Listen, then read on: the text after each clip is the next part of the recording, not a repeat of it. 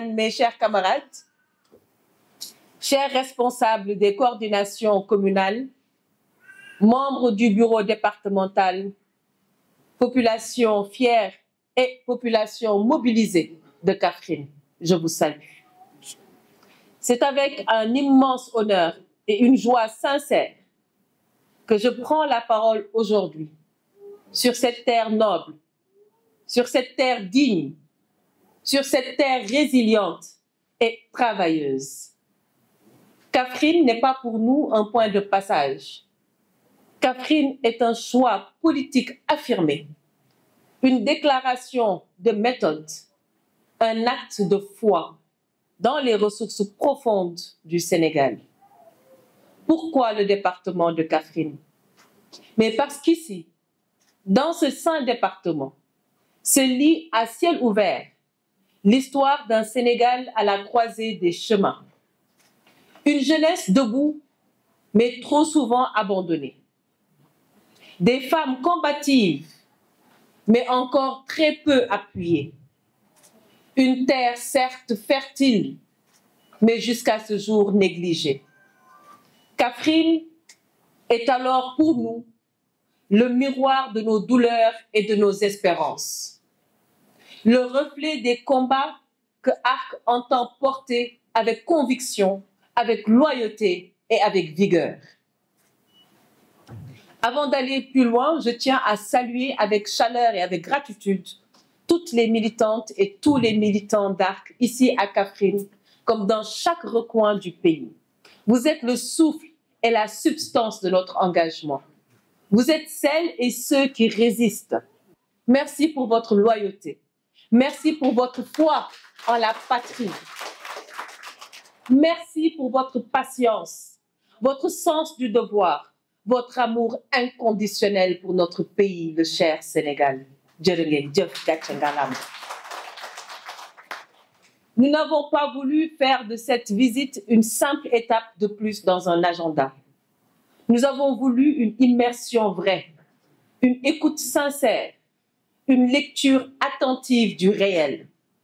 C'est la première séquence de notre initiative que nous appelons Aller vers les territoires. Une stratégie de présence politique permanente, enracinée, vivante et populaire. Ici, à Kaffrine, nous avons repris le chemin fondamental de la politique. Écouter, comprendre et agir. Est-ce que nous avons entendu, ce que nous avons vu, ce que nous avons ressenti nous oblige. Nous avons rencontré des femmes maraîchères, héroïnes silencieuses, qui se battent chaque jour contre la sécheresse, contre l'oubli, contre la pauvreté pour faire vivre les leurs. Nous avons écouté des jeunes diplômés sans emploi, à l'instar de Abi que nous avons rencontré hier, intelligents, prêts, lucides, mais jusqu'à ce jour laissés pour compte. Nous avons échangé avec les agriculteurs, ces gardiens de la terre, confrontés à l'isolement, à la précarité, mais tenaces, pleins d'espérance. Nous avons entendu la voix des associations des consommateurs en colère face à l'injustice flagrante du manque d'eau potable ici dans le département. Ce droit humain fondamental jusqu'à ce jour encore bafoué. Nous avons arpenté les différents chemins, véritables baromètres des souffrances et des espoirs du quotidien. Nous avons parlé avec les commerçants, regardé, noté, nous avons appris. Et partout, nous avons sensibilisé également sur les questions de l'heure, la nécessité de s'inscrire sur les listes électorales parce que nous considérons que c'est le premier acte de souveraineté. C'est reprendre son pouvoir, c'est reprendre sa voix. Une même aspiration monte de toutes parts, être reconnu, être écouté et être servi.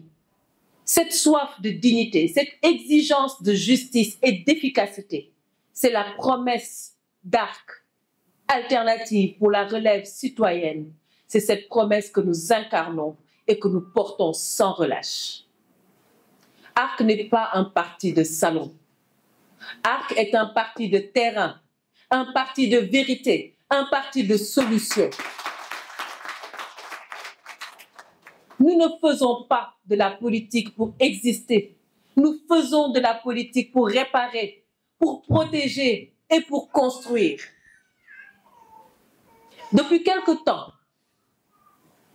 beaucoup de questions sont posées quant à notre positionnement par rapport au Front pour la défense de la République, FDR.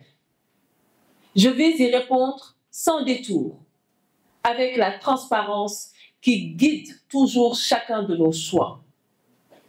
Nous avions rejoint cette organisation dans un esprit de rassemblement pour défendre les principes essentiels, la démocratie, l'état de droit, le respect des institutions, la rupture avec les dérives du passé. Mais aujourd'hui, le contexte a changé.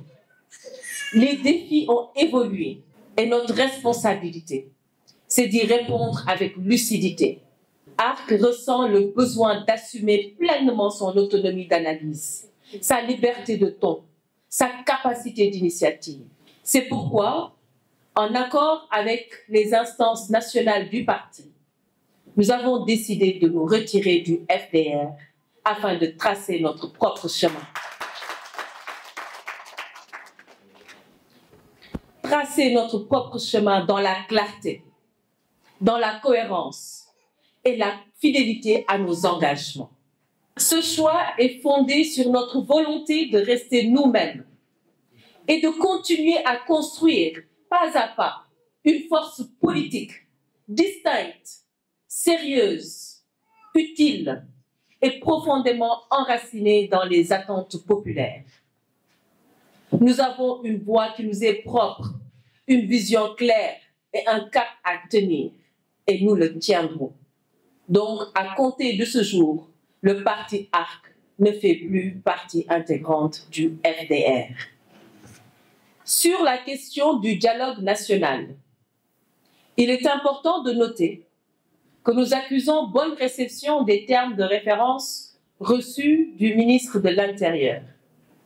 Nous avons également soumis nos différents retours, nos remarques, nos suggestions et questionnements au ministre de l'Intérieur. Cependant, la décision de participer au dialogue national n'a pas encore été prise. Les instances nationales du parti vont se réunir mercredi prochain et notre position sera largement partagée, Inch'Allah Rabbi.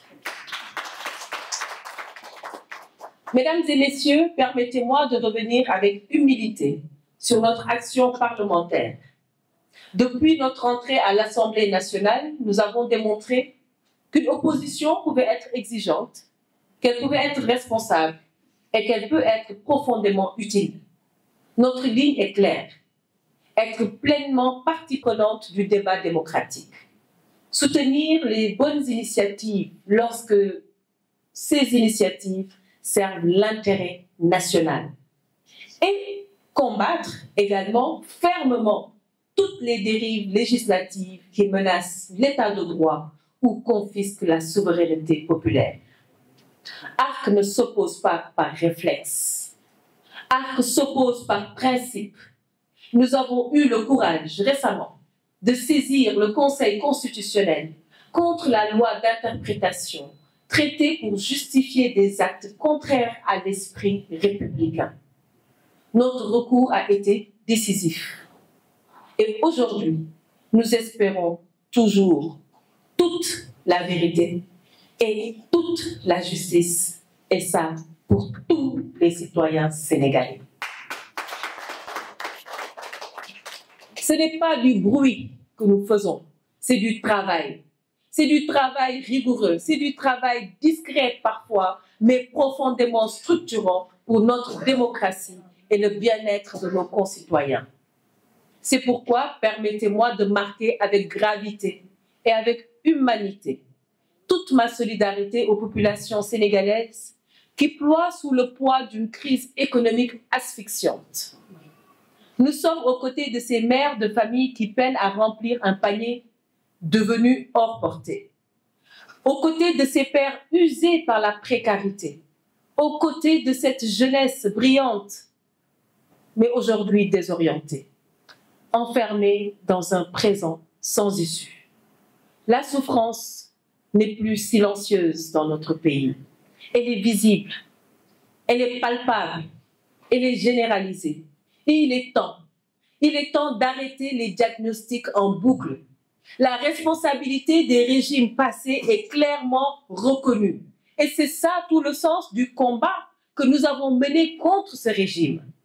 Cependant, le peuple sénégalais n'a pas voté pour des justifications. Le peuple a voté pour des solutions immédiates, des solutions concrètes, des solutions efficaces. Regardons la réalité en face. Le pays est à bout de souffle. Les Sénégalais perdent leurs emplois. Les revenus stagnent, même pour ceux qui travaillent sans relâche. Les prix flambent, y compris pour les denrées les plus essentielles. Les jeunes se battent seuls, pris entre chômage de masse et absence de perspective.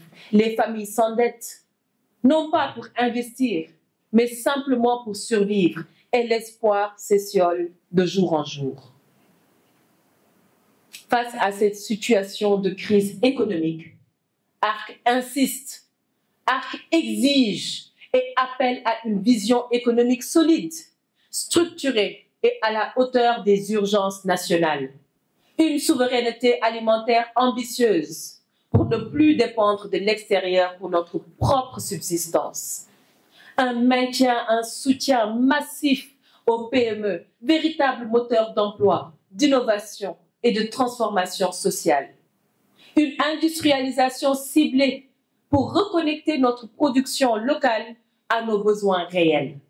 Et surtout, une refonte profonde de la formation professionnelle pour former une jeunesse et nos femmes qui sont aptes à répondre aux exigences d'un monde en mutation. Ce que nous défendons, c'est un État qui pense, un État qui ose, un État qui planifie, un État stratège, un État protecteur, un État bâtisseur et un État juste. Et pour nous, c'est ça la rupture. Et cette exigence, elle vaut aussi pour la justice, car il n'y aura pas de redressement durable sans vérité ni responsabilité. Notre position est sans équivoque. Oui, 1000 fois oui à la reddition des comptes. Oui et 1000 fois oui à des audits sérieux, à des enquêtes indépendantes menées dans le respect de la dignité humaine. Mais non, non au procès spectacle. Non à une justice télécommandée par les intérêts du moment. La justice doit rester une boussole. Elle doit dire le droit, et uniquement le droit. Et pendant que la justice fait son œuvre, le gouvernement, lui, doit faire la sienne, travailler, produire, réparer et réformer. Et c'est ce que nous attendons de notre gouvernement. Aujourd'hui, c'est l'ancien régime qu'on juge, mais demain, ce sera le pouvoir en place qu'on jugera.